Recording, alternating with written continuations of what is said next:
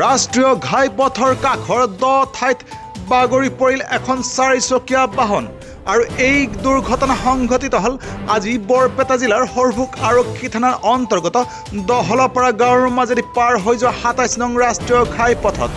দুৰ্ঘটনাত পতিত হোৱা 4-চকীয়া বাহনখন হ'ল হুণ্ডাই i10 কোম্পানীৰ আৰু ইয়াৰ পঞ্জীয়ন নম্বৰ হ'ল AS16J2859 আৰু উল্লেখযোগ্য যে বাহনখনত আছিলে অসম সাহিত্য সভাৰ পাঠশালা অধিৱেশনলৈ যোৱা কোকৰাঝাৰ জিলাৰ প্ৰতিনিধি আৰু তেওঁলোকে পাঠশালা অসম সাহিত্য সভাৰ অধিৱেশনৰ পৰা ঘূৰি আহি থাকোঁতেই দুৰ্ঘটনাত পতিত হয় তেওঁলোকৰ বাহনখন আৰু তেওঁলোকৰ ভাষ্য অনুসৰি পাঠশালাৰ পৰা ঘূৰি আহি থাকোঁতেই সেই সময়তেই ড্ৰাইভাৰে টোপনি অনুভৱ কৰাত দুৰ্ঘটনাগ্ৰস্ত হয় বাহনখন।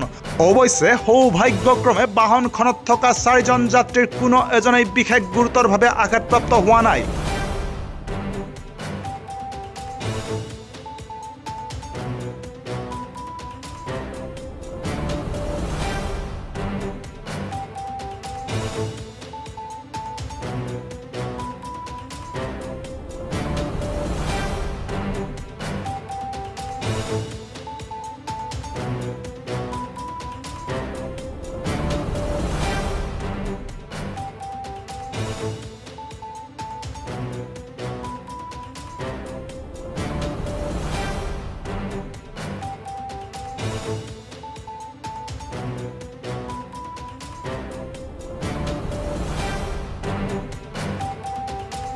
দহলাপাৰাৰ পৰা হিমাংশু নাথৰ ৰিপৰ্ট, নিউজ টাইম 3।